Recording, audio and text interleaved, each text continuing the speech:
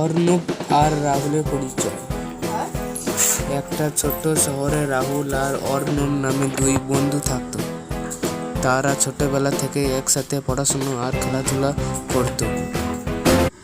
দুই বন্ধুর মধ্যে গভীরতা। তারা সবকিছু ভাগাভাগি করত, খাবার, খেলনা, এমনকি দুঃখ কষ্টও। সবাই তাদের দেখে বলতো নাকি এরা সত্যিকারের বন্ধু। দুই বন্ধুর মধ্যে সন্দেহ শুরু হয়ে গেছে। একদিন স্কুলে একটা প্রতিযোগিতা হলো।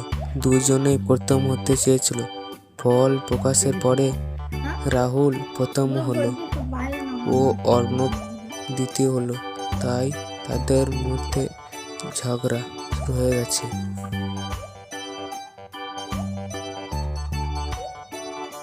দুই বন্ধুর মধ্যে ভুল বোঝাবুঝি। অর্ণব ভাবলো রাহুল হয়তো কোনোভাবে অন্য ছেলের সুবিধা নিয়েছে, তাই সে রাহুলের সাথে কথা বলা বন্ধ করে দিল। বন্ধুরা, এই ভিডিওটা ভালো লাগলে লাইক সাবস্ক্রাইব করে দিবে।